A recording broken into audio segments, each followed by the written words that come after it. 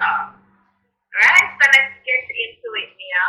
Now, a long time ago, when the Spanish ruled Jamaica from 1494 to 1655, there weren't many schools. Only the children of European settlers went to school. When the British took over in 1655, things didn't change much. Most enslaved African children could not go to school.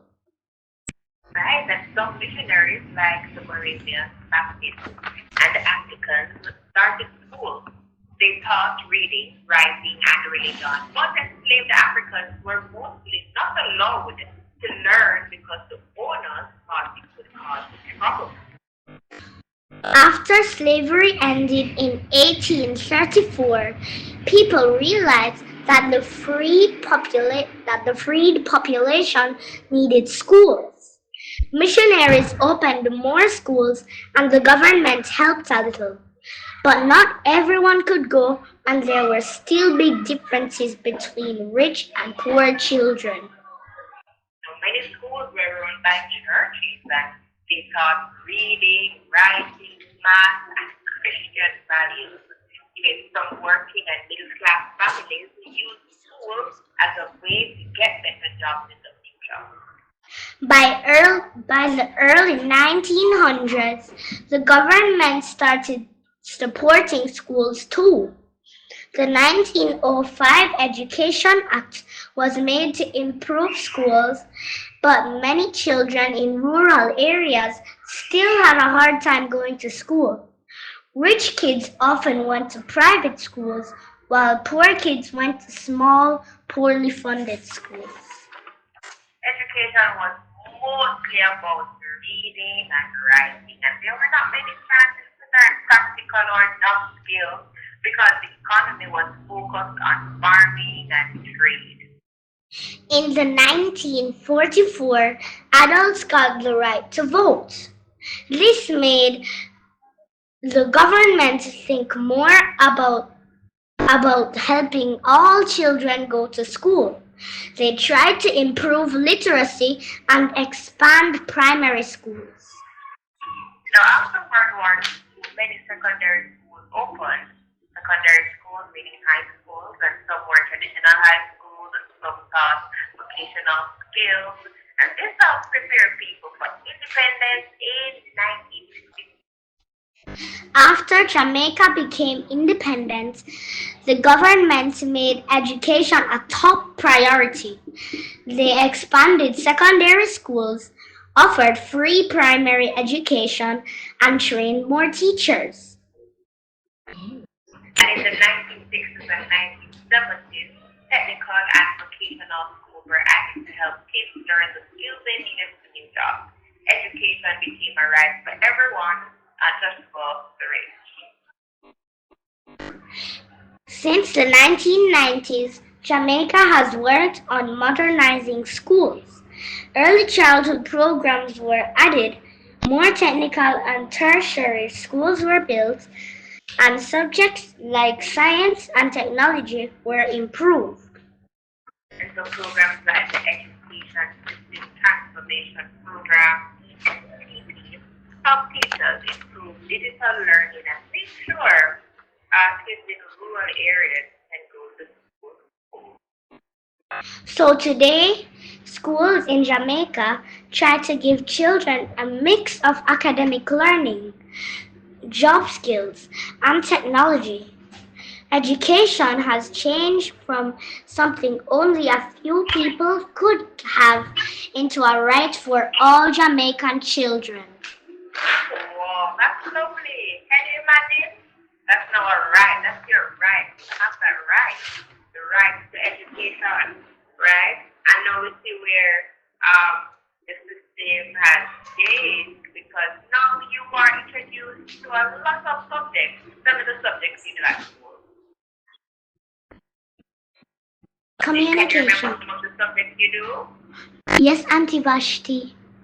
Okay, tell me some of them. Phonics, communication task, mathematics, language arts, Say that. What did you say? Mathematics? Yes, Auntie Vashti. Okay, language arts, what else? We also do reading comprehension, reading Okay. vocabulary. What about do you guys do social studies? No, Auntie Vashti. Not as yet, okay. What about do you guys do any science or not as yet? That's us for grade 4 in my school. Say that again, Nia. That's for grade 4 in my school. Oh, okay. And which grade are you in? I'm in grade 2, Auntie Vashti. Oh, you're in grade 2. So as you go up to the different grade, right, you are introduced to new subjects, right? Yes, Auntie Vashti. Oh, okay, great. And you see, back in in the 1400s and the 1800s and so forth, they didn't have these subjects. It was all about reading and writing, and now we have variety, right? A variety of subjects, right? We have math, science, and language. Yeah, you name it. And even when you reach the high school, you'll be introduced to more new subjects, right? Yes, Auntie Vashti. So for education has evolved, certainly. Tell me something you learned this afternoon about the evolution of education in Jamaica. What I learned is that in 1944, this made adults got the right to vote, so it made the government think more about helping all children go to school. Say that again, Nia. I didn't hear you. In 1944, adults got the right to vote, so it made the government think more about helping all children go to school. Very well. In 1944, very well. Excellent. So adults definitely got the right to vote. And of course, things changed and, they tried to improve literacy and, of course, expand primary schools, right? So now education, you have the right to education. I like that. Our country has evolved. It's not just in education, in a lot of things, right? So we must be proud of our country, proud of where we're coming from, and now we have changed and developed, and I'm sure that years from now too, it will be far more improvements, right? We'll be seeing in the next few years, right? Yes, Auntie So that is Vashti. all. Yes, Mia, that is all about the evolution of education in Jamaica. Now, I have two questions for you before we go. Are you ready? Yes, Auntie Vashti. But may I say something first? Sure, you can. Another thing that I learned is that after Jamaica became independent, the government made education a top priority. They expanded secondary schools, offered free primary education, and trained more teachers. Excellent. And that was after independence, right? After Jamaica became independent, they definitely made education the top priority. Very well. I like that. You learned a lot this afternoon. So when you start when you're introduced to social studies at Mia, and maybe your teacher is giving you some history, some things that happened in the past, you you can tell her what you have learned, right, about the evolution of education, right? You have some knowledge. Why? Because you learned it on the topic for sure. And I mean, it's not Edufantastic Tuesday, but it's Jamaica of Clues. But let me tell you something. Every day we learn something. We learn something every day. So you learn something about Jamaica.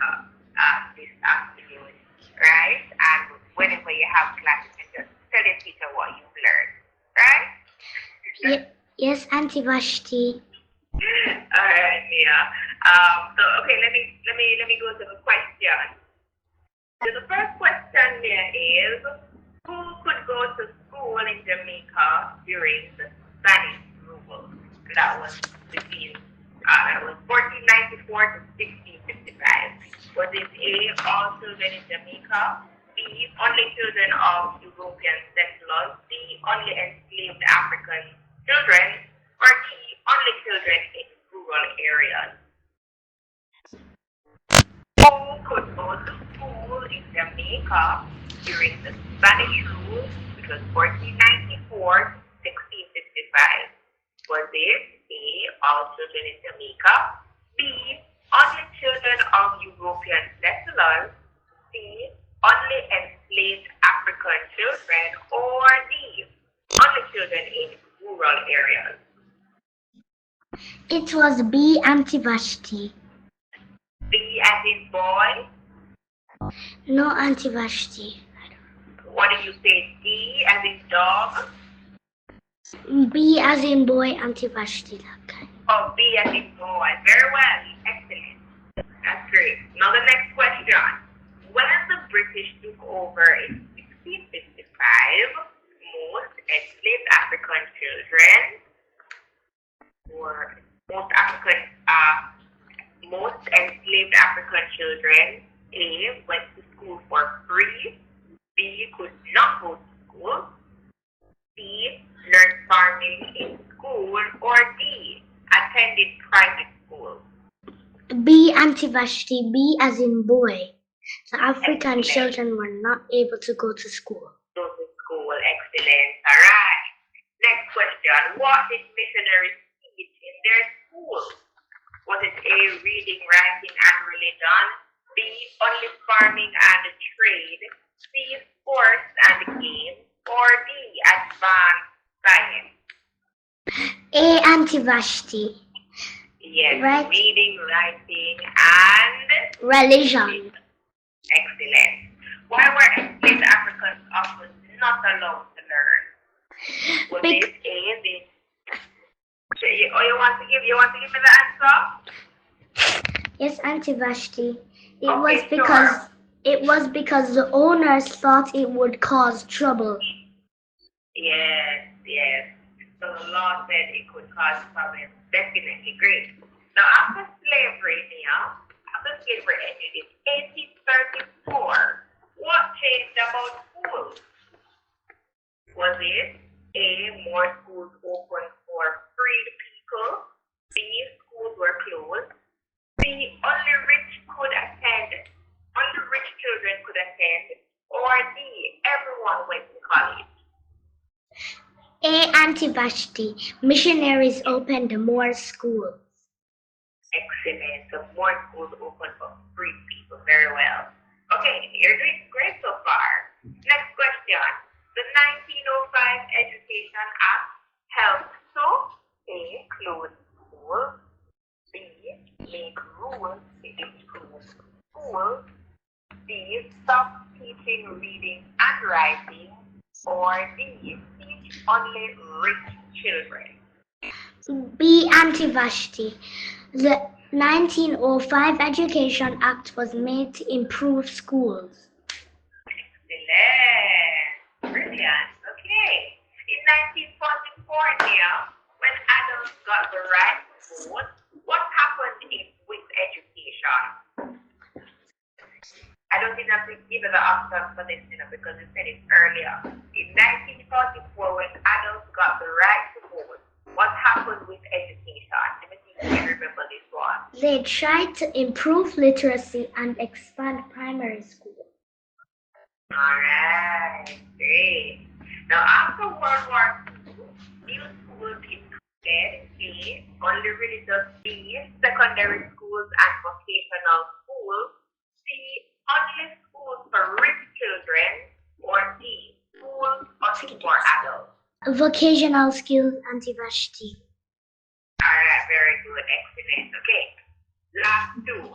After Jamaica became independent in 1962, the government A, stopped building schools, B, made more schools, free allowed private schools, or D, focus on sports? It was B, Auntie Vashti.